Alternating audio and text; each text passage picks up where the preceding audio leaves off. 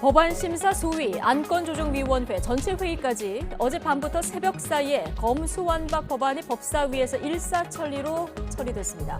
이제 본회의만 남겨놓은 상황인데요. 오늘 본회의가 열릴지 여부는 박병석 국회의장이 키를 쥐고 있습니다. 반드시 오늘 통과시키겠다는 민주당, 결사저지하겠다는 국민의힘, 잠시 뒤 2시 국회의장 주재 여야 원내대표 회동 결과부터 좀 지켜봐야겠습니다.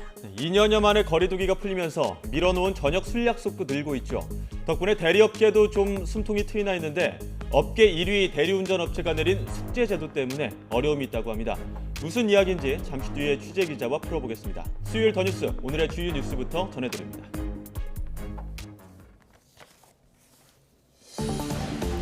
민주당은 몸싸움 끝에 법사위를 통과한 이른바 검수완박 법안에 대해서 본회의 통과까지 속도를 내는 모습입니다. 국민의힘이 결사저지 입장을 보이는 가운데 잠시 뒤 국회의장 주재로 여야 원내대표가 만납니다. 검찰은 검수완박 법안이 절차적인 면에서 위헌 소지가 크다고 비판했습니다. 본회의를 통과할 경우 헌법재판소에 권한쟁의 심판 청구와 함께 효력정지 가처분 신청도 검토하겠다고 밝혔습니다. 문재인 대통령이 새 정부의 대통령 집무실 이전 계획에 대해서 여론 수렴도 제대로 하지 않았다면서 부정적인 입장을 밝혔습니다. 인수위는 이에 대해서 문 대통령이 남은 임기 동안 국민과 헌법가치 수호 책무에 더 집중해달라면서 불쾌감을 나타냈습니다. 세계 경제 성장이 둔화할 것이라는 공포감에 밤사이 미국 증시가 급락한 데 이어 오늘 우리 주식시장도 부진을 면치 못하고 있습니다. 원달러 환율은 1260원 선마저 넘어섰습니다. 국내 최대 가상화폐 거래소인 업비트를 운영하는 두 나무가 대기업 집단으로 지정됐습니다. 재계 순위에서는 SK그룹이 현대차그룹을 제치고 2위로 올라섰습니다. 건설 현장에서 일하다 숨진 노동자가 올 1분기에만 55명이나 되는 것으로 집계됐습니다. 건설사 기준으로는 광주 아파트 붕괴 사고가 발생한 HDC 현대산업개발이 가장 많았습니다.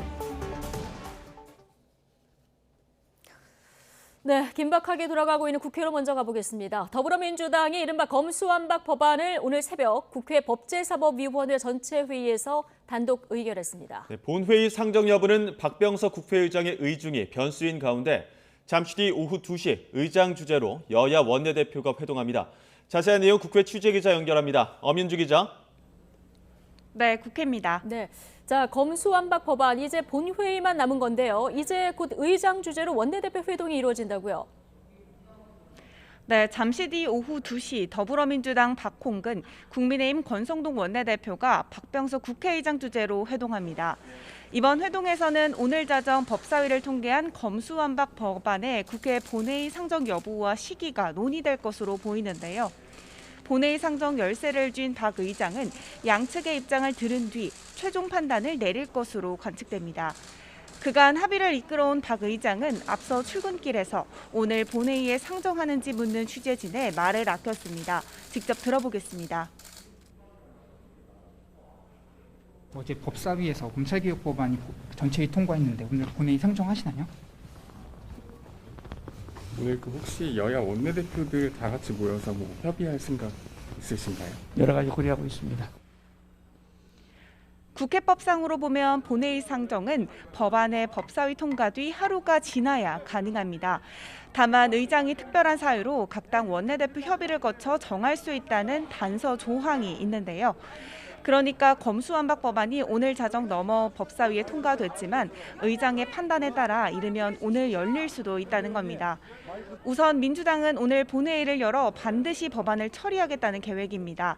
박홍근 원내대표도 아침 회의에서 오늘 본회의 처리 방침을 밝혔는데요. 직접 들어보겠습니다. 오늘 본회의를 열어 반드시 처리하겠습니다. 사법개혁특위 구성도 차질 없이 추진해 가겠습니다. 민주당은 주권자와의 약속을 지켜 검찰개혁을 반드시 완수해 나갈 것입니다. 이와 함께 박 원내대표는 오전 기자간담회를 열고 국민의힘과 권성동 원내대표를 향해 합의 파기와 국회 선진화법을 처참히 무너뜨린 데 사과하지 않고 합의사항 이행 입장을 밝히지 않는다면 더 이상 국민의힘과 대화와 협상을 하지 않을 것이라고 경고했습니다. 네, 결국 본회의가 열리면 국민의힘은 필리버스터 그리고 모든 수단을 강구하겠다는 거죠. 네, 국민의힘은 그야말로 결사저지하겠다는 각오입니다. 권성동 원내대표도 오늘 상임위원장과 간사단 연석회의에서 민주당을 향해 강하게 비판했는데요. 직접 들어보겠습니다. 제대로 된 토론, 논의 한번 해보지 않고 안건조정위원회는 정광석급처럼 마무리되었습니다. 국회 선진화법 정신을 철저히 짓밟혔습니다. 전체의 역시 토론을 생략한 채 상정과 함께 의결이 이루어졌습니다. 이런 엉터리 졸속 입법이 어디 있겠습니까? 이와 함께 국민의힘은 본회의에서의 대응 방안을 고심하고 있습니다. 일단은 국회 법사위 소속 의원들을 중심으로 무제한 토론, 필리버스터에 돌입한다는 방침입니다. 국민에게 검수완박의 폐해를 낱낱이 알리겠다는 건데요. 여기에 국회 본관 앞 계단에서 검수완박 강행 처리 저지를 위한 연좌 농성에도 돌입했습니다. 하지만 사실상 유일한 무기인 필리버스터가 언제든 무력화될 수 있다는 점에서 법안 저지까지는 힘들 전망입니다. 정의당이 4월 국회에서 검수완박 합의안 처리에 찬성하면서 민주당이 필리버스터 중단을 위해 필요한 의석 180석을 채울 가능성이 커졌기 때문입니다. 설령 국회 본회의가 열린다 하더라도 국민의힘은 민주당이 안건조정위원회에서 법안을 처리하는 과정에서 여야가 최종 조율한 법안을 의결하지 않은 데 대해 절차적 정당성 문제를 제기하며 반발할 것으로 보입니다.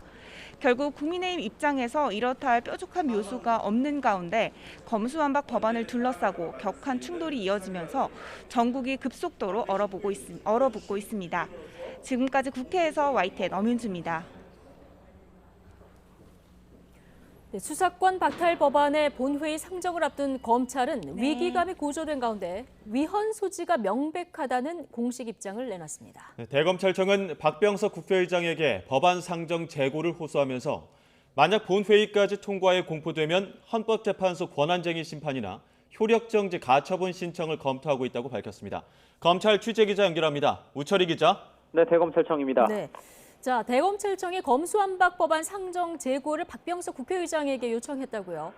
네, 그렇습니다. 두 차례나 사표를 제출하고 출근하지 않는 김우수 검찰총장 대신 박성진 대검 차장검사가 사실상 직무 대행의 역할을 맡고 있는데요. 박성진 차장은 오늘 오전 기자간담회를 갖고 검수완박 법안의 부당함과 처리 저지를 국회에 거듭 호소했습니다. 특히 박병석 국회의장에게는 본회의 상정을 다시 생각해달라고 요청했습니다. 국회의장님께서는 이 법안의 본회의 상정을 재고하여 주시길 간곡히 요청드립니다. 아울러 국민을 대표하는 헌법기관의 의원님들께서는 이 법안 자체의 위헌성뿐만 아니라 헌법과 국회법에 정한 절차 위반 문제, 국민적 공감대 부재 등 문제점을 다시 살피셔서 박 차장은 검찰이 수사하지 못하도록 하고 검사의 기소권을 제한하는 검수완박 법안은 내용상으로 위헌 소지가 명백하다고 지적했습니다. 또 국민의 생명과 신체에 직결되는 법안을 관계기관 의견 수렴이나 공청회 등 충분한 논의 없이 하루아침에 강행 통과하는 건 절차상으로도 심각한 위헌 소지가 있다고 비판했습니다. 텔레그램 N번방 사건이나 계곡살인 사건처럼 검찰의 수사를 통해 사건의 전모를 밝히고 진상을 규명하는 일이 불가능해 선량한 국민들에게 회복할 수 없는 피해를 가져올 것이라고도 덧붙였습니다. 네, 대검찰청 검수완박 저지를 위한 대국민 여론전도 오늘 이어갔다고요? 네, 박성진 대검차장의 간담회 이후 대검 주요 간부들은 출입 기자단을 상대로 검수완박 법안의 문제점을 조목조목 비판하고 향후 대응을 설명하는 자리를 가졌습니다. 먼저 대검은 검수완박 법안이 국회를 통과해 국무회의 의결을 거쳐 문재인 대통령 공포로 효력이 발생할 경우 즉각 헌법재판소에 제소한다는 방침입니다. 권한쟁의 심판 청구와 함께 효력정지 가처분 신청을 전담팀을 꾸려 면밀하게 검토하고 있다는 구체적인 방법까지 거론했습니다. 또 검찰이 헌재 권한쟁의 심판과 효력정지를 청구할 당사자 적격이 있는지에 대해서도 현재 검토 중이긴 하지만 가능한 것으로 판단하고 있다고 설명했습니다. 검수완박 법안의 문제점과 관련해서는 먼저 검찰의 선거범죄 수사 권한을 올해 말까지 유예한 데 대해 근본적 문제는 그대로 둔 채 혼란의 시기만 유예했다고 지적했습니다. 6개월이라는 짧은 공소시효에 경찰 업무의 폭발적인 증가로 사건 처리가 지연돼 부실 수사가 우려된다는 겁니다. 또 경찰 송치 사건의 검찰 보안 수사 제한으로 진범이나 공범 규명 또 범죄 수익 환수를 통한 피해 복구가 불가능해지는 건 물론 수사 검사와 기소 검사의 분리로 극심한 비효율이 초래될 것이라고 지적했습니다. 지금까지 대검찰청에서 YTN 우철입니다. 네, 윤석열 당선인은 이른바 검수완박 법안 강행 처리를 놓고 당에서 알아서 할 일이라고 선을 그었습니다. 윤 당선인 측은 문재인 대통령이 윤 당선인의 집무실 이전 등을 두고 비판적 입장을 밝힌 데 대해 문 대통령이 남은 임기 동안 국민을 위한 책무에 집중하길 바란다고 말했습니다. 인수위 취재기자 연결합니다. 박서경 기자. 네, 삼청동 인수위원회입니다. 네, 자 새벽 민주당이 국회 법사위에서 단독으로 통과시킨 검수완박 법안에 대해서 윤 당선인 조금 선을 긋는 발언이 나왔군요. 네, 윤 당선인은 오늘 서울 통이동 인수위원회로 출근하면서 기자들과 만나서는 검수완박 법안 처리에 대해 당에서 알아서 할 일이라고 말했습니다. 그러면서 오늘 인수위원회에서 여러 발표를 할 예정이니 관심을 가져달라 당부했는데요. 직접 들어보겠습니다. 우리 당에서 알아서 할 거고, 그리고 이제 인수위에서 여러 가지 발표들을 많이 할 테니까 거기에 좀 관심을 가져주십시오. 배현진 대변인도 정례 브리핑에서 국회에서의 일은 국회가 대응해야 한다고 못 박았는데요. 정치권은 정치권의 일이 있고 당선인은 당선인이 할 말이 있기 때문에 윤 당선인은 계속 상황을 지켜보면서 국민 여론을 경청할 거라고 말했습니다. 그러면서 민생에 영향을 미치지 않을지, 사회적 약자나 소수자를 범죄로부터 지킬 수 있을지 등에 대해서 정치권에서 서두르지 말고 심도 있게 논의해서 국민이 원하는 답변을 내야 한다고 덧붙였습니다. 검수완박 법안이 본회의를 통과할 경우 당선인이 문재인 대통령에게 거부권 행사를 요청할지에 대해서는 앞으로의 계획을 말씀드리긴 어렵지만 윤 당선인이 이제껏 가져온 생각에는 변함이 없다고 설명했습니다. 네, 어제 문재인 대통령 방송 통해서 윤 당선인의 대통령실 이전 문제 등에 대해서 부정적인 입장을 밝혔는데 이 부분에 대해서는 어떤 반응 보였습니까?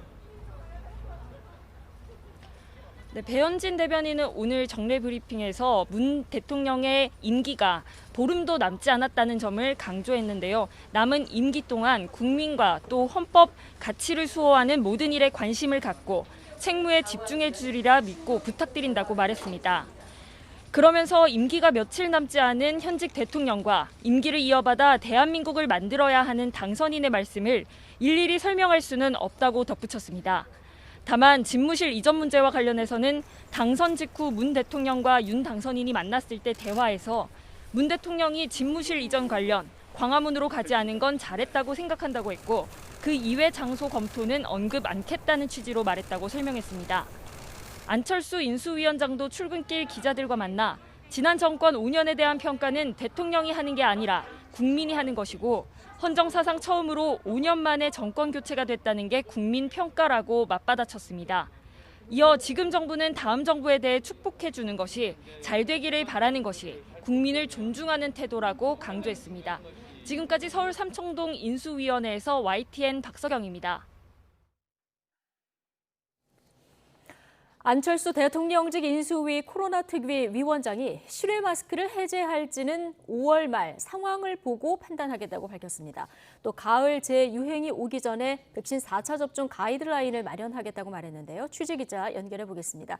김평정 기자. 네, 김평정입니다. 네, 자 실외 마스크 관련 결정은 다음 달 말에 나오겠군요.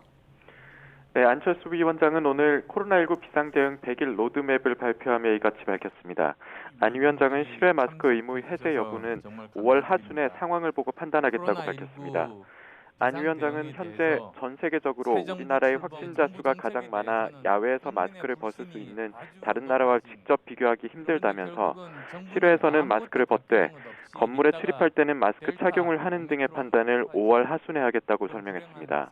그러면서 실내 마스크 의무화는 당분간 지속될 거라며 실내에서 마스크를 벗게 되면 거의 완전히 일상이 회복되는 증거가 될 것이라고 강조했습니다. 이와 함께 안 위원장은 주기적으로 항체 양성률을 조사하는 등 과학적 근거를 토대로 방역 정책을 세우겠다며 가을에 코로나19 재유행이 예상되는 만큼 그 이전에 4차 접종 가이드라인을 제시하겠다고 밝혔습니다. 백신 이상 반응 보상도 강화해 의료비 지원은 현재 3천만 원에서 5천만 원으로 사망 위로금은 현재 5천만 원에서 1억 원으로 올리겠다고 설명했습니다. 또 고위험군은 치료에 패스트트랙을 도입해 검사 당일 확진되면 바로 팍스로비드 등 치료제를 처방하겠다고 강조했습니다. 네, 자 코로나19 상황도 좀 정리해 주시죠. 네, 오늘 0시 기준 코로나19 신규 환자는 76,787명입니다. 전날보다 3,500여 명 줄면서 일주일 연속 10만 명 아래를 유지하고 있습니다. 일주일 전과 비교하면 3만 4천여 명이, 2주 전과 비교하면 11만 명 넘게 줄어 분명한 감소세입니다.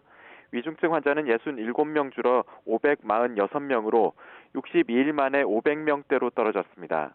코로나19 관련 사망자는 141명 발생해 누적 22,466명입니다. 전국의 중환자 병상 가동률은 31.4%로 여유가 있는 상황입니다. 재택치료 환자는 44만 명대고 이 가운데 하루 2번 모니터링을 받는 집중관리군은 3만 9천여 명입니다. 지금까지 사회 2부에서 YTN 김평정입니다. 사회적 거리두기 전면 해제 뒤에 식당과 주점 영업이 활발해지면서 주방용품 매장이 몰린 거리에도 활기가 돌아오고 있습니다. 지난 2년 동안은 폐업 물품 처리 문의밖에 없었지만 물건을 사가는 사람도 늘면서 지금 배송 차량도 분주한 모습이라고 하는데요. 서울 황학동 주방용품 거리에 나가 있는 취재기자 연결해 보겠습니다. 정현우 기자. 네, 서울 황학동 주방용품 거리에 나와 있습니다. 네. 자, 거리두기 해제 여파로 주방용품 거리도 조금씩 활기를 띠는 상황이라고요? 네, 그렇습니다. 일단 이곳은 최근까지도 자영업자들의 무덤이라는 별명까지 붙은 곳입니다. 중고 매장 제품들을 많이 취급하는 곳들이 많기 때문에 일단 이곳으로 흘러들어오는 폐업한 가게 물품이 많기 때문인 건데요. 하지만 지금은 중고 냉장고 등 주방 기기를 새로운 손님들에게 배송하기 위해 한창 준비 중인 차량들도 여럿 보입니다.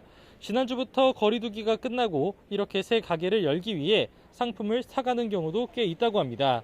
이곳 거리에 있는 한 주방용품 업체는 어제 하루 동안 가게 창업을 3건 거들었다고 하는데요. 코로나19가 없었던 때와는 비교할 수 없겠지만 신규 창업을 찾아보기 힘들었던 거리두기 해제 이전보다는 훨씬 나아졌다고 합니다. 직접 들어보겠습니다. 코로나가 진행되면서 하루에 뭐 한 건 없을 때도 많고 그랬는데 지금은 이제 또 한 5건 정도는 이제 문의가 들어오는 거죠. 특별하게 바라는 욕심은 없고요. 이게 코로나 이전으로 돌아갔으면 하는 바람은 가장 크고요. 새로운 창업 문의뿐만 아니라 그간 허리띠를 졸라맸던 자영업자들이 새로 식기를 사가는 경우도 늘었다고 합니다. 그간 짱값에 사들이기만 하던 중고 제품을 팔면서 매출이 조금은 늘었다는 상인들의 반응도 있습니다. 다만 이곳도 거리 구석구석까지는 일상 회복의 훈풍이 닿지 않았다는 볼멘 소리도 나옵니다.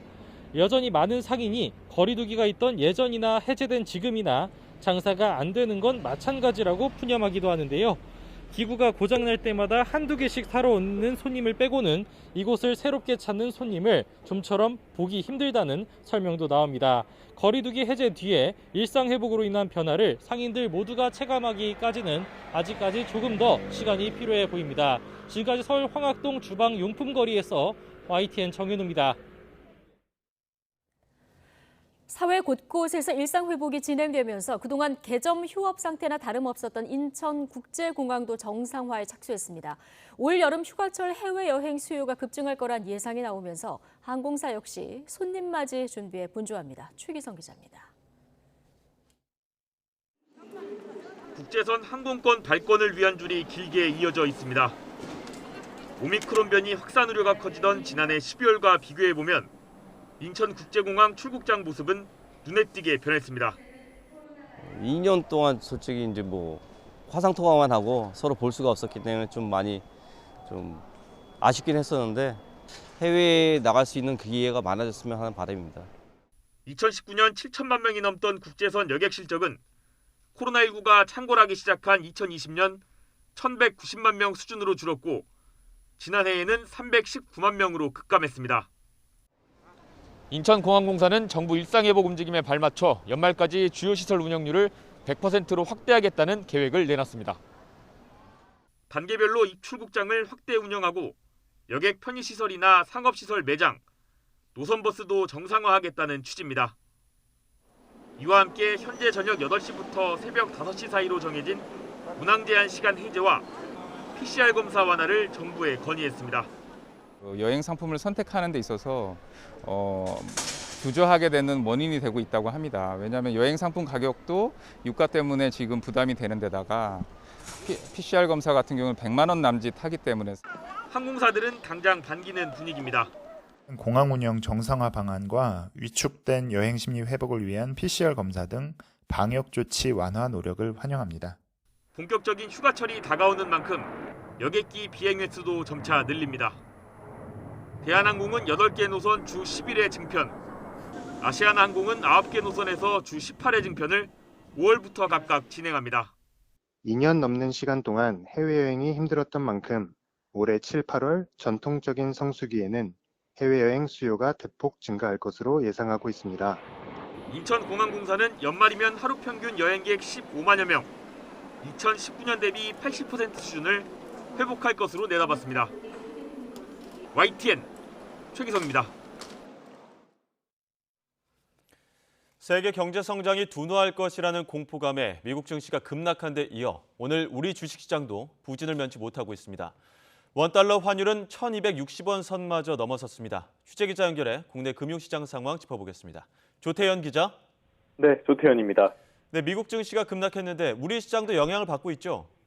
네, 코스피가 미국 뉴욕 증시 급락의 영향으로 오늘 오전 2% 가까이 하락하면서 출발했습니다.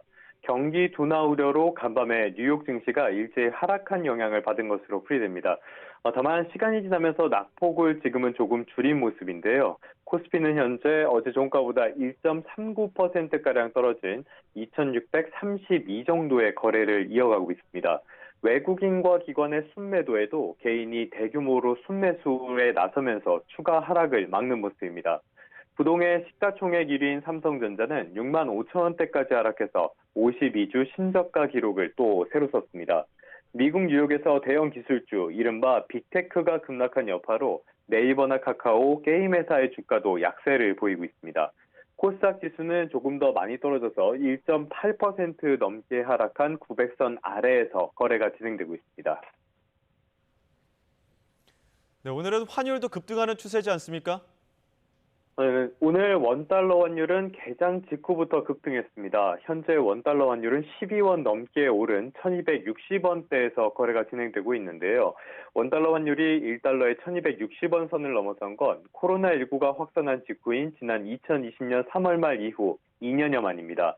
이렇게 환율이 급등한 것도 경기 둔화 우려와 무관하지 않습니다. 미국 연방준비제도의 긴축 행보에 더해서 길어지는 우크라이나 사태, 또 중국의 코로나19 봉쇄 조치로 위험 회피 심리가 강해지면서 안전자산인 달러로 자금이 쏠리는 것으로 풀이됩니다. 지금까지 경제부에서 YTN 조태현입니다. 국내 최대 가상화폐 거래소인 업비트 운영사 두나무가 대기업 집단으로 지정됐습니다. 이와 함께 SK그룹이 현대차그룹을 제치고 재계 2위로 올라섰습니다. 취재기자 연결합니다. 권남기 기자. 네, 경제부입니다. 네, 두나무 자산이 10조 원을 넘었는데 가상화폐 업계에서는 대기업이 처음 나온 거죠? 네, 그렇습니다. 공정거래위원회가 두나무를 상호 출자 제한 기업 집단으로 지정했습니다. 국내 1위 가상화폐 거래소인 업비트를 운영하는 업체로 관련 업계에선 처음으로 대기업이 됐습니다. 가상화폐 거래가 크게 들며 두나무의 자산이 1년 전 1조 3천억 원에서 10조 8천억 원 규모로 8배나 불었기 때문입니다. 대기업의 경제력 집중을 막기 위해 정부는 자산 총액이 5조 원을 넘어가면 대기업 집단으로 지정해 공시 의무를 부여합니다. 또 10조 원을 넘으면 상호 출자 제한 기업 집단으로 지정해 공시 의무에 더해 채무 보증 제한 등의 추가 규제를 받게 됩니다. 두나무가 대기업 집단을 넘어 단숨에 상호 출자 제한 기업 집단으로 지정된 건 5조 8천억 원에 달하는 고객 예치금의 영향이 큽니다. 금융보험사가 아닌 상태에서 고객 예치금을 자산에서 제외할 법적 근거가 없고요. 이 고객의 치금이 두나무의 통제하에 있고 그다음에 거기로부터 나오는 경제적인 효익이 두나무가 얻고 있기 때문에 네, 다른 기업도 보면 세계적으로 흥행한 슈팅 게임인 배틀그라운드를 개발한 게임 회사 크래프톤이 기업 공개 뒤 공모 자금이 몰리며 대기업이 됐습니다. 또 중흥건설에 흡수된 대우건설이 대기업 집단에서 빠졌고 반대로 중흥은 자산 순위가 가장 많이 뛰며 건설 수요 집단 중 1위로 올라섰습니다. 해운 수요가 급증하며 예전 현대상선인 HMM의 자산 순위가 20단계 넘게 치솟는 등 해운사들의 약진도 눈에 띄는 대목입니다. 이 밖에 OK금융그룹과 농심, KC그룹 등이 새롭게 대기업 집단으로 지정됐습니다. 네, 재계 서열도 변동이 있습니다. 변동 내용도 자세히 전해주시죠. 네, 지난 2010년 이후 12년 만에 처음으로 이른바 재계 5대 기업의 순위가 바뀌었습니다. 재계 3위를 유지하던 SK가 현대차를 제치고 대기업 집단 2위로 올라섰습니다. 반도체 매출 증가와 인수합병에 따라 SK하이닉스의 자산이 20조 원 넘게 늘어난 영향이 컸습니다. 대기업 두 곳은 동일인으로 불리는 기업 총수가 바뀌었습니다. 구자홍 회장의 뒤를 이어 사촌 동생인 구자은 회장이 LS그룹의 총수가 됐습니다. 국내 1위 게임회사 넥슨은 창업주 김정주 이사에 이어 공동 경영을 해온 아내 유정연 NXC 감사가 총수로 지정됐습니다. 앞서 논란이 됐던 쿠팡의 경우 여전히 김범석 의장이 총수 지정을 피했는데 공정위는 제도 개선 방안을 검토 중이라고 설명했습니다. 지금까지 경제부에서 전해드렸습니다.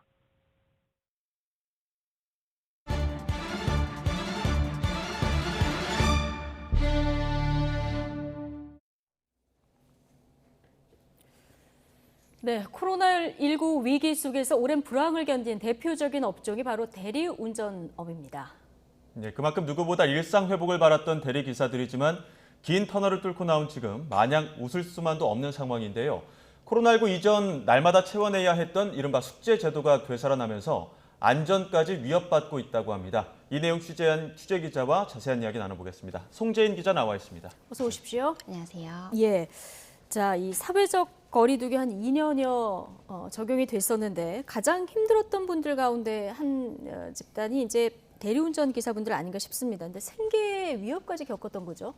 네, 맞습니다. 말씀하셨다시피 코로나19 위기 기간에 가장 힘들었던 사람들이 대리운전이다. 이런 얘기 많이 들으셨을 텐데요. 사실 저는 면허가 없어서 대리운전 기사분들을 불러서 실제로 이야기를 나눠보거나 이럴 기회는 없었습니다. 그래서 저도 이번에 취재를 하면서 실제로 이제 수도권 대리기사분들을 만나서 얘기를 들어봤는데요. 한마디로는 반토막짜리 일상이었다. 이렇게 표현을 했습니다. 네. 하루에 받는 손님 수도 그만큼 벌어들이는 소득도 모두 절반으로 뚝 떨어졌다는 얘기였는데 특히 사회적 거리두기 4단계에서는 영업 제한 시간이 밤 9시까지였죠. 이 기간에는 길에서 밤새 콜을 기다려본들 한두 콜 정도 받는 게 전부였다고 설명했습니다. 지난해 YTN 취재진이 만난 한 대리기사 역시 같은 상황을 전했었는데요. 먼저 듣고 오시죠. 4단계 이전일 때는 그래도 한 4개, 5개는 샀어요. 프로그램 비용에다가 관리비는 계속 똑같이 나가는 상태고 그래서 일을 해야 되나 말아야 되나 그것도 고민이고. 실제 정부 역시도 그동안 상황이 심각하다는 판단 아래 여러 차례 추경을 편성하면서 5차례에 걸쳐 대리운전 기사들에게 지원금을 지급하기도 했습니다. 다만 생계난을 견디지 못한 대리기사들의 이탈을 막지는 못했습니다. 공식적으로 집계된 수치는 없지만 노조 측에서는 지역별로 편차가 좀 있긴 하지만 30%에서 50% 정도 대리운전 기사 수가 줄어든 것으로 보고 있습니다.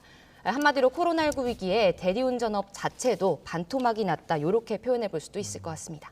700여일 긴 시간 동안 반토막짜리 일상으로 버텨왔었는데 지금은 조금 온전한 일상으로 돌아온 겁니까? 네, 제가 만난 대리기사분들 해주신 말 중에 기억에 남는 게 콜이 다시 터지기 시작했다 이렇게 말을 하시더라고요. 네. 길에서 아무리 밤을 지새워도 깜깜무소식이던 콜이 이제는 자정 이후에도 뜨기 시작하면서 출근길에 나서는 발걸음도 조금 가벼워졌다 이렇게 말을 했습니다. 다만 이용률이 코로나19 이전으로 완전히 회복된 건 아직 아니라고 합니다. 저만 해도 사실 영업시간 제한 시간이 좀 그 기간이 오래되다 보니까 습관적으로 저녁 자리를 좀 일찍 마치는 게 자연스러워졌거든요. 이런 게 시민들 사이에 일종의 패턴으로 굳어지다 보니까 아직은 대리운전 수요가 크게 늘지는 않았다는 게 노조의 설명입니다. 다만 주말의 경우에는 상대적으로 손님이 많아진 걸 좀 체감할 수 있다고 하고요. 시민들의 생활 패턴이 과연 이제 일상 회복 이전, 그러니까 코로나 이전으로 회복될지 대리운전 기사들도 이제 유심히 지켜보고 있다고 했습니다. 예, 콜이 터지기 시작했다. 우선 희망을 갖게 된 건 굉장히 다행인데, 근데 마냥 계속 웃을 수밖에 없는 게 이제 숙제 제도라는 게 있다고 하는데요. 이거 어떤 겁니까? 네, 우선 공식 명칭, 그러니까 사측이 부르는 명칭은 도착지 우선 배차 제도입니다. 숙제라는 건 사실 노동자분들이 사이에서 불러서 이제 굳어진 이름이고요. 예. 야간 손님이 몰리는 시간 피크 타임이라고 하는데 이때 특정 할당량을 채우는 기사부터 이 다음 시간대에 좋은 콜을 우선적으로 받는 제도입니다. 예. 구체적으로 지금 그래픽이 나가고 있는데 살펴보면 평일에는 밤 10시부터 새벽 1시까지 3시간 동안 2콜 이상이나 4만 원 이상의 수익을 올려야 하고, 수요가 더 많은 불금에는 밤 9시부터 새벽 1시까지 3콜 이상이나 5만 원 이상의 수익을 올려야만 다음 시간대에 좋은 콜을 먼저 받을 수 있습니다. 예. 사실 이런 식의 제도는 대리운전업이 플랫폼 시장으로 편입되기 전에 옛날에는 왜 전화로만 좀 대리운전을 불렀었잖아요. 예. 그때부터 있던 제도긴 한데 이제 플랫폼 시장이 커지면서 개별 전화 대리운전 업체들도 상당수가 콜 연결 프로그램을 사용하기 시작했고, 이 프로그램 운영사 대표적인 곳이 지난 2016년 도입한 게 바로 이 숙제 제도입니다. 다만 코로나19로 좀 불황이 심해지면서 지난 2020년 8월 이 제도를 잠시 중단은 했습니다. 그러다 지난 25일 월요일, 그러니까 그제죠. 일상 회복과 함께 다시 사측에서 이 제도를 되살리면서 대리운전 기사들의 반발도 좀 더 거세지고 있습니다. 그러니까 일정 시간의 수익을 빨리 낸 대리기사님에게 더 좋은 콜을 준다 이런 취지인데 구체적으로 어떤 부분이 문제인 겁니까? 사실 이렇게만 들어보면 일종의 뭐 인센티브제 아닌가? 이게 왜 문제지? 이렇게 생각하시는 분들도 있을 것 같아요. 근데 할당량을 채우지 못해서 우선 배차권을 받지 못한 기사는 다음 일반 시간대의 목적지가 이제 너무 가깝거나 바로 코앞이거나 아니면 다시 돌아오기 힘든, 돌아오더라도 뭐 걸어서나 1시간이 걸리는 오지로 이제 떨어진다는 게 기사들의 설명입니다. 숙제를 채우지 못한 날은 이렇게 되다 보니까 사실상 뭐 영업은 접어야 한다, 물 건너간 걸로 봐야 한다, 이렇게 설명을 했는데요. 그러다 보니까 이제 주어진 피크타임 3시간 혹은 4시간 안에 할당량을 채우려면 무리하게 운전을 해서 뭐 이동을 하거나 그러다가 사고를 당하는 경우도 많다고 합니다. 지난 2019년, 그러니까 숙제가 아직 운영될 당시에 실제 사고를 당했던 대리기사분을 만나봤는데요. 먼저 만난 발언 듣고 오시죠. 마지막 숙제를 이제 하려고 급하게 이제 콜을 잡고 손님을 만나러 이동 중에 그 급한 마음에 편도 2차선 중앙 그 분리대 없는 도로에서 이제 킥보드를 타고 제가 급한 마음에 이제 돌아서 가고 신호를 지키면 시간이 촉박할 것 같아서 나도 모르게 이제 어두운 밤에 중앙선을 이제 분명히 차가 안 보이길래 중앙선을 넘었는데 갑자기 중앙선을 넘는과 동시에 이제 차가 와가지고 이제 차하고 부닥친 사고가 났어요. 실제 이분 만나보니까 오른손에 흉터가 아직 선명하게 남아 있더라고요. 가끔 시큰거린다고 말씀도 하셨고요. 이 대리기사분이 계속 강조했던 게 물론 뭐 사고가 난 데 대해서는 스스로 책임져야 하는 행동이다. 옳다고만은 할 수 없다. 하지만 그 순간에 이 콜을 안 잡으면 끝난다. 오늘 영업은 이걸로 끝내야 한다. 따라서 꼭 잡아야만 한다. 이런 생각에만 사로잡히게 하는 이 제도 자체도 한 번쯤 돌아볼 필요가 있지 않냐. 이렇게 강조를 했습니다. 실제로 피크타임 콜을 잡다가 예기치 못한 사고를 당한 경우가 많다고 하는데요. 이뿐 아니라 차라리 내 돈을 내고 수수료를 내고 가짜 콜을 띄워서 숙제를 채우는 경우도 있다고 합니다. 이런 사례도 이제 대리기사님 만나서 들어봤는데요. 먼저 듣고 오시죠. 사무실에 전화해가지고 얘기를 해줘요. 그렇게 숙제를 못했으니까 그 콜을 하나 올려 띄워라. 그러면 그 기사만 잡게끔 해줘요. 그러면 수수료만 빠져나가는 거예요. 쉽게 말하면.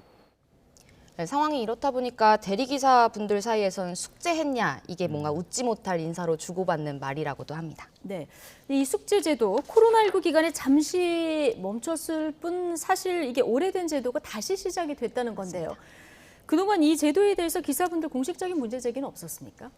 물론 하셨습니다. 근데 사실 숙제 제도를 내리는 운영사가 업계 1위로 이제 점유율도 높은 만큼 많은 대리기사분들이 그거에 이제 사용하고 있고 그렇다 보니까 단체적인 뭔가 반발 행동에 나서기는 그동안 좀 어려웠다고 해요. 지난 2019년 근데 공정거래위원회가 특수 형태 근로종사자에 대한 불공정 거래 관행을 개선하는 내용의 지침을 발표하면서 거의 처음으로 공식적인 문제 제기에 나설 수 있는 계기가 마련됐었는데요. 과도한 콜 수행 횟수 같은 목표를 부과하고 달성하지 못하는 경우 일방적으로 계약을 해지하거나 배차를 현저하게 제한하는 등 거래 해지에 준하는 제재를 가하면 거래상 지위 남용 행위에 포함된다. 이렇게 심사 지침을 바꿨습니다. 이걸 보고 2020년 대리운전 기사들이 1000명 정도 서명을 받아서 공정위에 제소를 시도했는데 공정위에서 돌아온 답은 위법 행위로 보긴 좀 어렵다라는 답변이었습니다.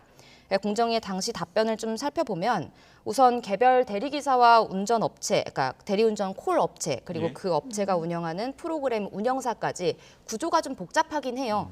그러다 보니까 개별 대리기사들 차원에서는 이 접근도 좀 어렵고 이 업체를 거래상, 그러니까 대리운전 기사들에 대한 거래상 지위가 있다라고 인정하기는 좀 어려웠다고 하고요.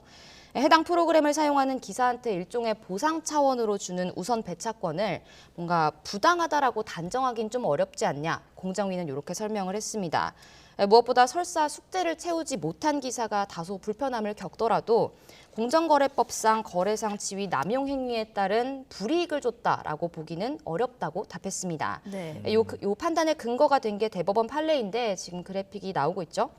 거래 조건에 따라서 다른 사람이 이익을 돌아가면서 거래 조건에 따라 다른 사람한테 이익이 돌아가서 자기한테 상대적으로 불이익한 취급을 받게 되더라도 이걸 사업자가 불이익을 직접 제공했다라고는 보기 어렵다는 대법원 판례에 기초해서 이렇게 판단했다고 설명했습니다. 당장 뭐 정부 차원의 개선을 촉구하기는 어렵고 그럼에도 대리기사님들의 불편은 계속되고 있는 상황인데 운영사 측 입장은 어떻습니까? 아직까진 별다른 답은 노조 측에도 그리고 저에게도 없는 상황인데요. 아까 말씀드렸다시피 대리운전 업계 구조 자체가 복잡하다 보니까 개별 대리운전 기사들이 개선해달라고 목소리를 전달하기조차도 좀 어려운 상황이더라고요. 접근도 어렵고. 그래서 그제 대리운전 노조가 이제 운영사 본사 앞에서 숙제 폐지를 촉구하는 기자회견을 열었을 때도 항의 서문을 전달하려고 했는데 그 과정도 쉽지 않았습니다. 사측에서 이제 기다려달라. 접근하게 쉽게 올라오진 말아달라고 하면서 한동안 조금 대치도 이어졌었고요. 저 역시도 해당 업체의 입장을 듣기 위해서 접촉을 해봤지만 홍보 업무를 따로 하는 팀이 없으니 알아보고 다시 연락을 주겠다. 이 답만 한 번 받아봤고 이후에는 사실 그 이후에 뭐 유의미한 접촉은 없었습니다. 그러다 보니까 상황이 이런 만큼 대리운전 기사분들은 무엇보다 시민들이 한 번쯤은 이 숙제 제도에 대해서 숙제 제도로 힘들어하는 한숨을 푹푹 쉬고 있는 대리운전 기사들의 상황에 대해서 한 번쯤 돌아봐 주기를 가장 바랐습니다. 대리운전 기사분들이 문제 제기를 하고 있는 거는 다 안전 때문 아니겠습니까? 시민들의 관심 좀 필요해 보입니다. 여기까지 듣겠습니다. 송재인 기자 수고하셨습니다.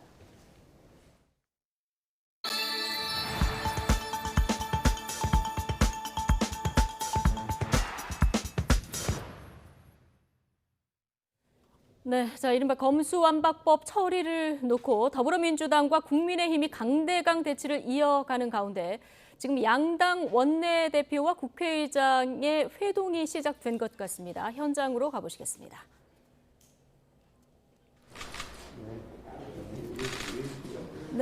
조금 전 화면을 저희가 보내드리고 있습니다. 박병석 국회의장, 권성동 국민의힘 원내대표, 그리고 박홍근 더불어민주당 원내대표 이렇게 세 사람이 다시 모여서 지금 검수완박법 본회의 처리를 두고 지금 얘기를 이어갈 것으로 보입니다. 박 의장이 본회의 일정 등에 대해서 최종 중재를 할 것으로 지금 전망이 되고 있었는데요. 오늘 오후 2시부터 박병석 국회의장 주재로 의장 집무실에서 열리고 있는 양당 원내대표 간 회동 모습 보고 계십니다. 자, 박홍근 권성동 원내대표 지금 국회에서 박병석 국회의장 주재로 회동을 진행하고 있고요. 자, 오늘 새벽 법사위를 통과한 검찰청법 형사소송법 개정안된 이른바 검수완박법의 국회 본회의 상정 여부 그리고 시기가 지금 이 세 사람 사이에서 논의가 될 전망입니다. 이 본회의 상정 권한을 준 게 박 의장이죠. 양측 입장을 다 들어보고 자, 오늘 본회의를 열지 말지 이제 결정을 할 것으로 보입니다. 네, 박 의장이 오늘 오전 출근길에서는 그 본회의 개최와 법안 상정 여부 등에 대해서 여러 가지 고려하고 있다며 구체적인 언급은 하지 않았었는데요. 오늘은 의사 일정 관련해서 지금 양당 원내대표 회동 이후에 어느 정도 네. 결론을 내리고 또 회의 결과를 발표할 것 같습니다. 네, 국회법상으로 보면은 본회의 상정은 법안의 법사위 통과 뒤 하루가 지나야 가능합니다. 다만 이제 의장이 특별한 사유로 각 당 원내대표 협의를 거쳐서 정할 수 있다. 이런 단서 조항이 있는데요. 검수완박 법안이 법사위를 통과한 게 오늘 자정을 넘었기 때문에 이제 의장의 판단에 따라서 이르면 오늘 열릴 수도 있고 안 열릴 수도 있는 이런 상황입니다. 지금 국회의장 주재로 민주당과 국민의힘 원내대표가 만나는데요. 여기서 어떤 얘기가 나올지 좀 지켜봐야 될 것 같습니다. 저희가 속보가 들어오는 대로 다시 전해드리도록 하겠습니다.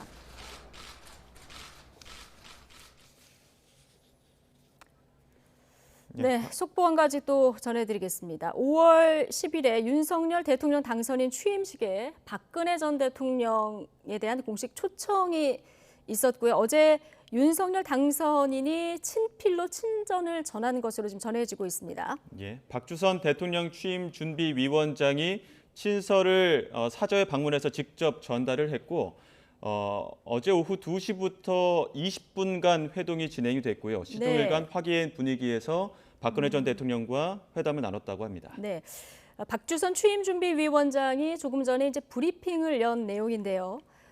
직접 친필로 초청 의사를 전달했고 박근혜 전 대통령도 새 정부 출발에 축하를 드려야 한다, 참석하겠다는 의사를 밝힌 것으로 이렇게 전해지고 있습니다. 자세한 소식은 또 저희가 정리되는 대로 다시 전해드리도록 하겠습니다.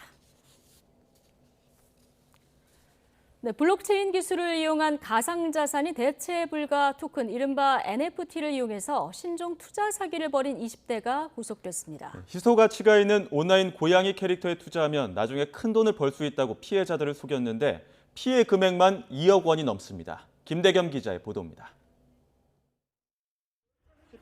지난 19일 경찰이 검은색 모자를 푹 눌러 쓴 20대 남성을 체포합니다. 체포된 남성은 26살 A씨. 신종 가상자산인 대체불가 토큰, 이른바 NFT를 이용해 2억 원대 사기 행각을 벌이고 도주한 혐의를 받습니다. 2020년 4월 12일 뒤에 보면 이제 NFT 사기 혐의로 체포영장 발부됐고요. 이 관련해서 지금 체포영장 집행합니다. 지금. NFT란 블록체인 기술을 이용해 그림이나 영상 등 디지털 자산에 소유권을 부여하는 방식으로 거래되는 신종 가상자산의 일종입니다. 구매 즉시 소유권과 거래 내용이 블록체인에 저장되기 때문에 위변조할 수 없고 그림 하나하나가 희소한 가치를 가지기 때문에 새로운 투자 수단으로 주목받고 있습니다. A씨는 이런 점을 이용해 고양이 캐릭터 10,000개를 만들어낸 뒤 투자자들을 모집했습니다. 고양이 캐릭터로 게임이나 상품을 만들어 투자 가치를 만들겠다는 사업 구상과 함께 매달 가상화폐를 지급하겠다는 약속도 함께 내걸었습니다. 본인들이 이런 설계를 가지고 있다.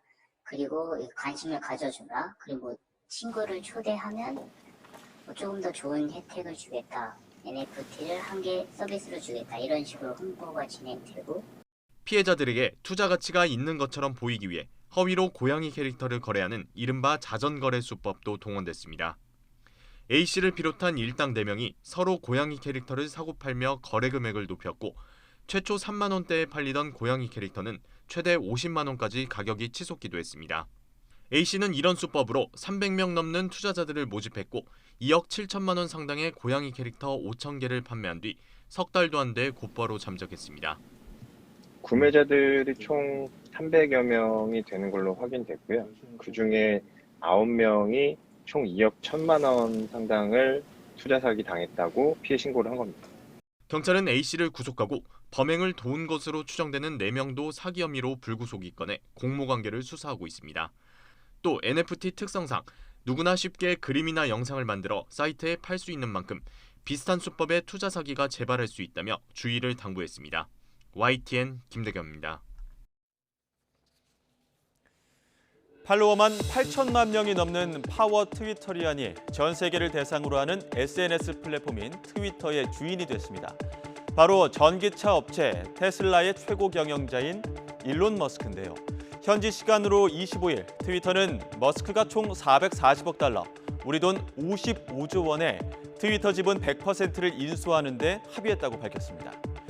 자금 확보 실패 등으로 트위터를 인수하지 못할 경우 내야 할 위약금 규모도 약 10억 달러, 우리 돈 1조 2,600억 원에 달하는데요. 머스크는 트위터 인수에 이렇게 막대한 돈을 쏟아부은 이유를 표현의 자유를 위해서라고 밝혔습니다. 트위터를 사들이면서 머스크는 그야말로 SNS 제왕에 등극하게 된 셈입니다. 이번 인수를 두고 블룸버그 통신은 단순히 경제적 가치 이상을 지닌다고 평가했습니다. 미디어 재벌 루퍼트 머독이 과거 미 뉴욕포스트와 월스트리트 저널을 인수한 것과 같다는 건데 머스크가 전 세계적 온라인 여론 형성에 막대한 영향을 미치게 됐다는 점을 강조한 겁니다. 반면 우려의 목소리도 적지 않습니다. 조 바이든 미국 행정부도 애둘러 우려의 뜻을 드러냈는데요. 한번 들어보겠습니다. The president has long talked about his concerns about the power of social media platforms, including Twitter and others, to spread misinformation. 네, 세계보건기구 WHO도 머스크의 트위터 인수와 관련해 건강이나 백신에 대한 거짓 정보가 만연할 것을 우려했는데요. 마이크 라이언 보건긴급대응국장은 건강과 관련한 거짓 정보 때문에 생명을 잃을 수 있다고 경고하기도 했습니다. 이런 가운데 머스크가 이끄는 전기차 업체 테슬라의 주가도 약 1년 반 만에 가장 큰 폭으로 하락했습니다. 테슬라 주가는 나스닥 시장에서 전 거래일보다 12.18%나 하락한 876.42달러로 장을 마쳤는데요. 시가총액으로 따지면 약 1,260억 달러, 그러니까 우리 돈으로 약 159조 원이 증발한 겁니다. 이를 두고 트위터 인수에 대한 투자자의 우려를 반영했다는 지적도 나오는데요. 머스크의 트위터 인수 소식에 의외의 인물도 거론됩니다. 머스크처럼 트위터를 잘 활용한 유명 인사, 바로 도널드 트럼프 전 미국 대통령인데요. 트위터 정치로 유명한 트럼프는 세계에서 가장 유명한 트위터 사용자라고 할 수 있죠. 하지만 트럼프의 트위터 계정은 지난해 1월 의회 불법 점거 등 폭력을 선동했다는 이유로 영구 정지 조치를 받았습니다. 만약 트럼프의 트위터 계정이 복구돼 트럼프가 이 트위터 정치를 재개할 경우 미 정치권에 큰 영향을 미칠 거라는 분석도 나오는데요. 머스크는 일단 연말까지 이 트위터 인수를 마무리한 뒤 상장 회사인 트위터를 상장 폐지시켜 개인 소유 회사로 바꾼다는 방침입니다. 기대와 우려가 교차하는 가운데 사실상 머스크의 손에 들어가게 된 트위터의 미래는 어떻게 될까요? 네, 건설 현장에서 일하다 숨진 노동자가 올 1분기에만 55명이나 되는 것으로 집계됐습니다. 광주 아파트 붕괴 사고가 발생한 HDC 현대산업개발이 가장 많았습니다. 이동우 기자가 취재했습니다.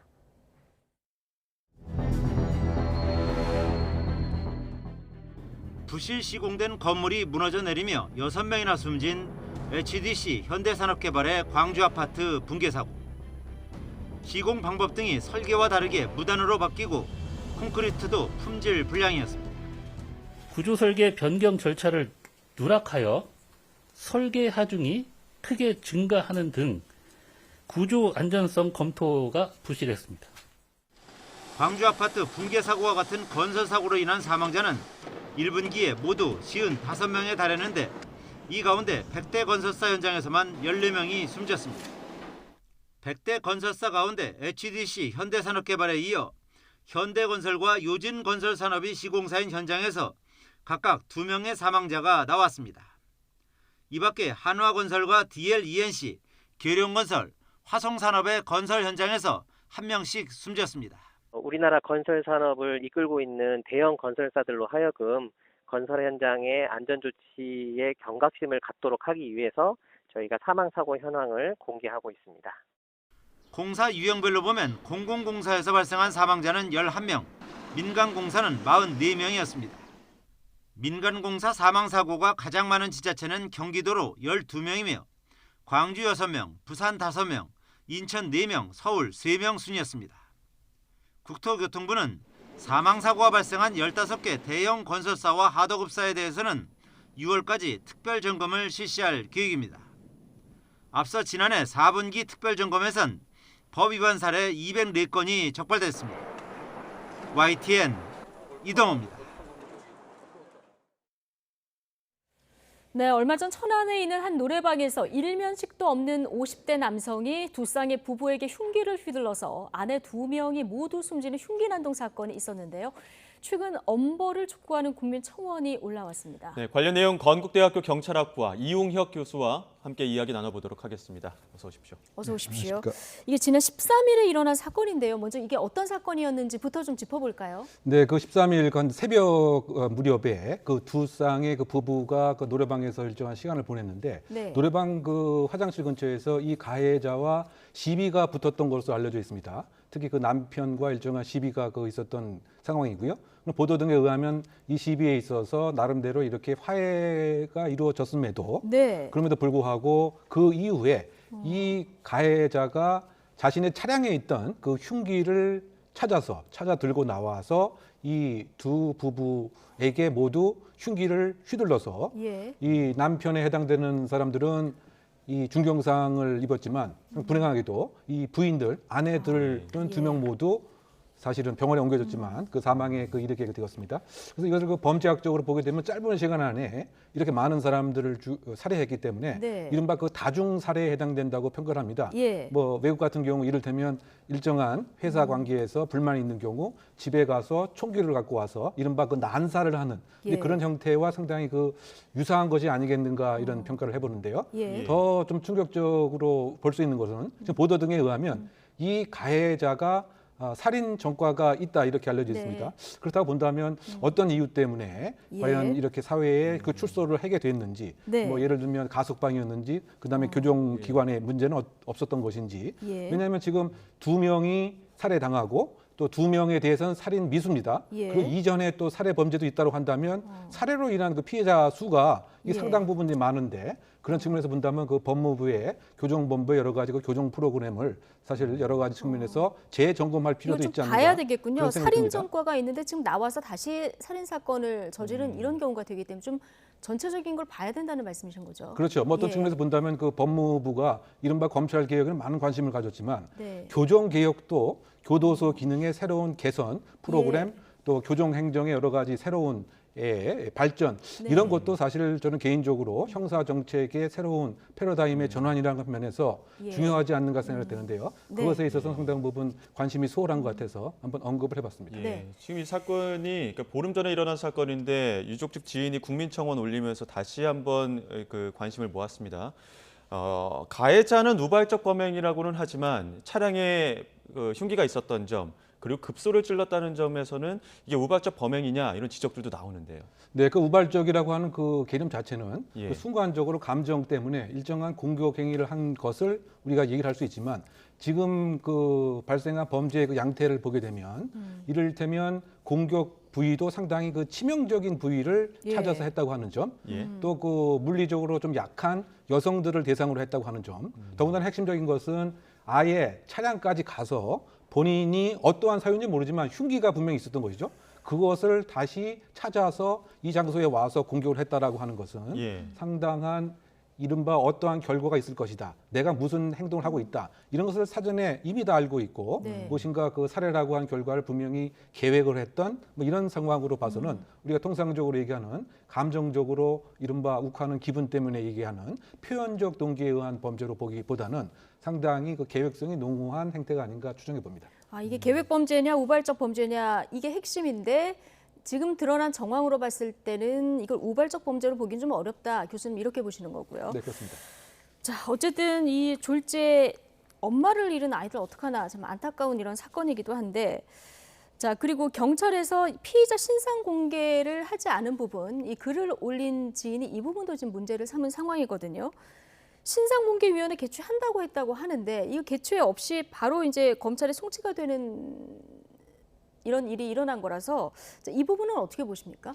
지금 그 청와대 그 사이트에 지금 이 의견 중에서 지금 네. 이 지인이 얘기하는 것 중에 불만사항 하나가 신상 공개를 왜 안 했느냐 예. 이제 이 부분입니다. 근데 근거법은 특정강력범죄 처벌에 관한 법 8조 2에 의하면 얼굴 공개에 관한 규정이 나와 있습니다. 예. 뭐 첫째가 이를테면 중대한 범죄에 해당되는 강력 범죄, 네. 이번 같은 경우는 살인 범죄니까 해당이 되고요. 네. 또 그 무죄 추정의 원칙에 반하지 않아야 되니까 뚜렷한 증거가 있어야 됩니다. 네. 그러면 지금 현재 CCTV라든가 흉기 등이 확보가 되어 있기 때문에 예. 그 요건에도 부합이 되는 것이고, 아. 또 그 세 번째는 그 공공의 이익, 알 권리 등입니다. 이를 예. 통해서 여죄 수사의 가능성도 열어놓기 때문에 말이죠. 네. 그리고 피의자가 청소년인 경우에는 제외되는 이런 네 가지 요건에 이 사건은 충분히 부합이 되는데, 네 가지 요건 다 되네요. 네, 그런 예. 경우 이제 신상공개위원회를 열어서 공개를 할지 여부를 이제 결정을 합니다. 예. 근데 지금 그 신상공개위원회가 열려졌는지 안 열려졌는지도 좀 애매한 상태고,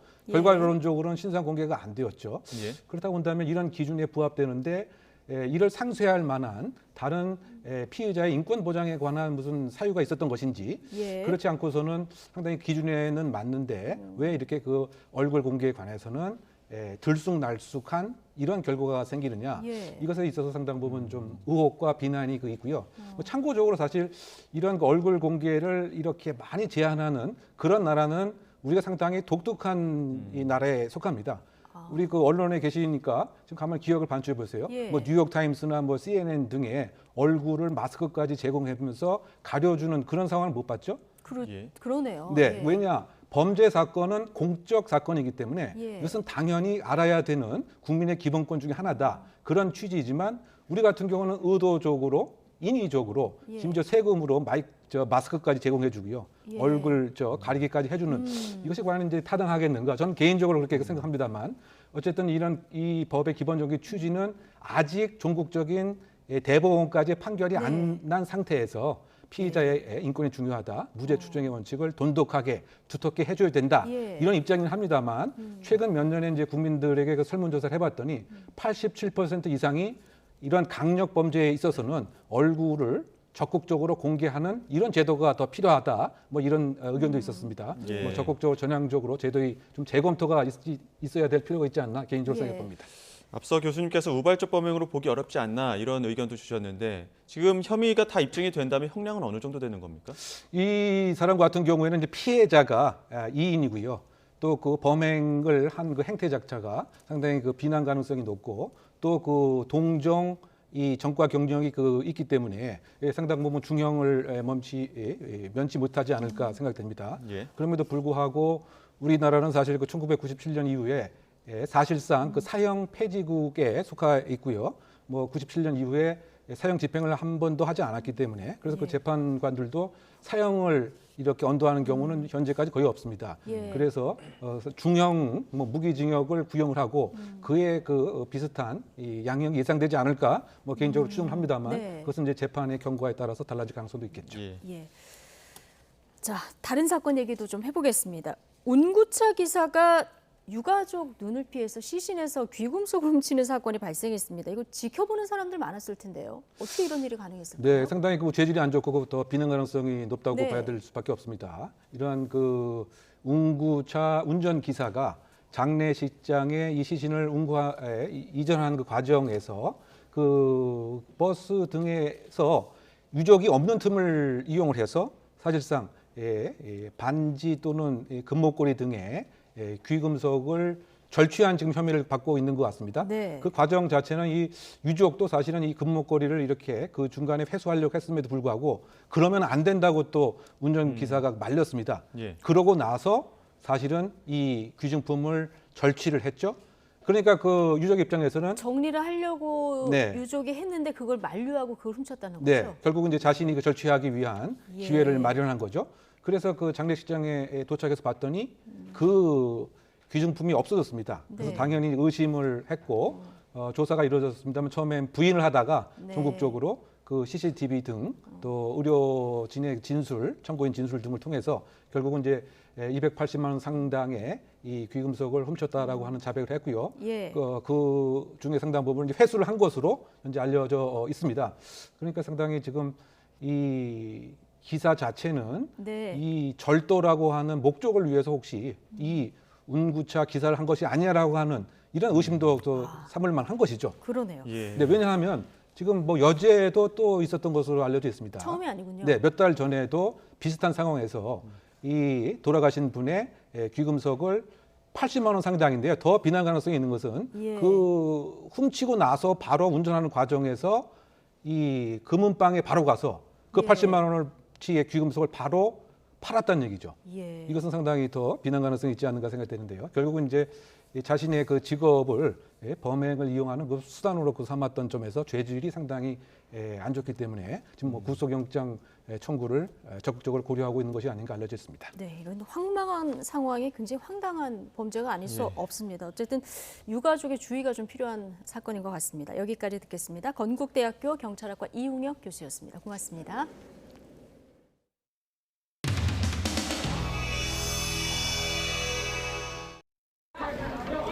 언론은 왜 이런 겁니까? 들어와. 들어오세요. 기자 여러분 들어와서 제발 찍어주세요. 제발 좀 이 사항 좀 알려주십시오. 제발 찍어주세요.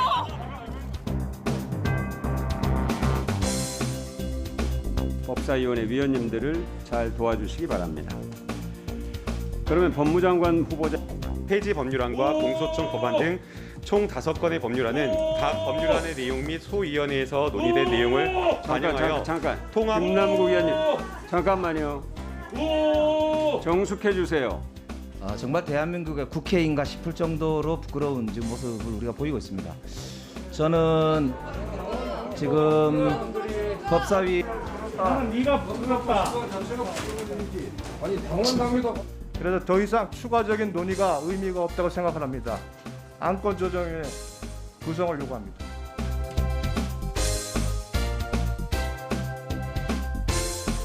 그러지 마시고 진짜.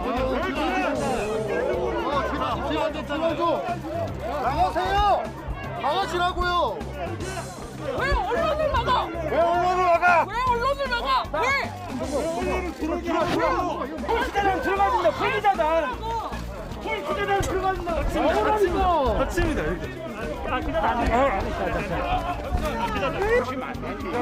안건 조정위원회 구성 자체가 잘못됐다는 게 우리의 요지입니다. 요지.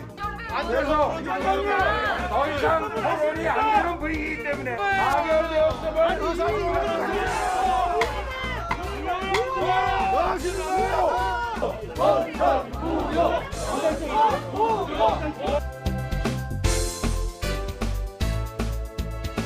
위원장석을 그렇게 넘보하시면 안 됩니다. 빨리 일어나세요. 위원장석에 이렇게 앉으시는 게 어디 있습니까? 이게 뭡니까 지금? 뭐 하시는 거예요? 뭐 하시는 거예요? 뭐 하시는 겁니까 지금? 오세요. 위원장님 드려야지. 내가 드리면 이거 법 위반이 아시죠? 법 위반이 아시죠? 술 먹고 햇볕 부리는 곳이 아니에요, 국민의힘 의원님들. 자, 그러면 지금부터 음주 한번 대체 한번 할까요? 부끄러운 일 왔다, 부끄러운 일 있죠. 제가 지금 다른 혐의서 갖고 왔습니다.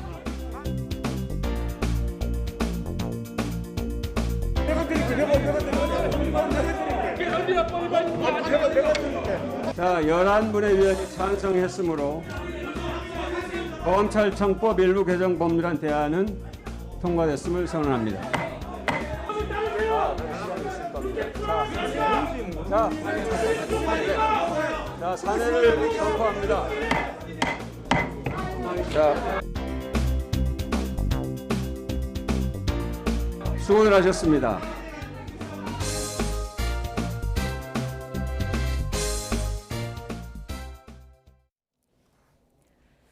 네, 서울 등 내륙 곳곳에 황사로 인해서 미세먼지주의보가 여전히 발령 중입니다. 네, 하지만 오후 늦게 수도권부터 황사가 옅어지면서 내일은 다시 맑고 깨끗한 봄 하늘이 드러날 전망인데요.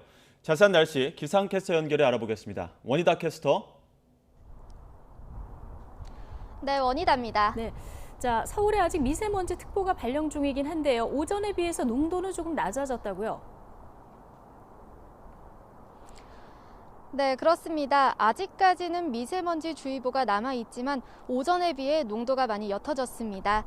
현재 강원도의 경우 미세먼지 농도가 100마이크로그램 이하로 내려가면서 미세먼지 주의보가 해제됐고요. 서울, 경기도 150마이크로그램 정도여서 오늘 오후 중에 미세먼지 주의보가 해제될 전망입니다. 어제 중국 내몽골 고원에서 황사가 발원했습니다. 북서풍을 타고 유입되면서 서쪽 지방을 중심으로 영향을 주고 있습니다. 서쪽 지방을 중심으로 미세먼지 농도가 매우 나쁨 수준을 유지하고 있지만 수도권은 오전에 비해 50마이크로그램 이상 농도가 낮아졌고요. 반면 남부지방은 오전에 비해 농도가 나쁨 수준까지 더 높아진 모습입니다. 황사가 점차 남동쪽으로 이동하고 있기 때문인데 황사는 오늘 중으로 동쪽으로 빠져나가겠고 내일은 전국적으로 대기질이 양호해질 전망입니다. 내일 아침 기온은 서울 12도, 대전 11도, 대구 10도로 오늘과 비슷하겠습니다. 내일 낮 기온은 서울과 대전, 광주 25도, 대구 23도로 오늘보다 높겠습니다. 금요일에는 전국에 또 한 차례 비가 내리겠고 주말과 휴일에는 다시 맑고 포근한 봄 날씨를 되찾겠습니다. 고온이 사라지고 기온이 제자리를 되찾았지만 일교차가 10도 이상 크게 벌어지고 있습니다. 감기 걸리지 않도록 건강관리 잘해주시기 바랍니다. 지금까지 YTN 원희다입니다. 네, 5월 10일 새 정부 취임식에 맞춰서 전면 개방되는 청와대. 오늘부터 관람 신청이 시작됐습니다. 자, 박성원 앵커가 신청 버튼을 오전에 직접 눌러봤는데 성공하셨습니까? 네, 저는 3시간 만에 성공을 했습니다. 3시간. 예. 네, 오늘 첫날이라서 몰렸나 봅니다. 3시간 만에 성공을 했다는데 잠시 뒤에 어떻게 하는 건지 신청 방법 전해드리겠습니다. 네, 검수완박, 국회에서 속전속결 절차가 진행되는 가운데 법안 자체의 위헌성뿐 아니라 절차에도 위법성이 있다는 검찰 주장이 나왔습니다. 관련 내용들 2부 전국 대담에서 다뤄보겠습니다. 수요일 더 뉴스 2부로 돌아오겠습니다.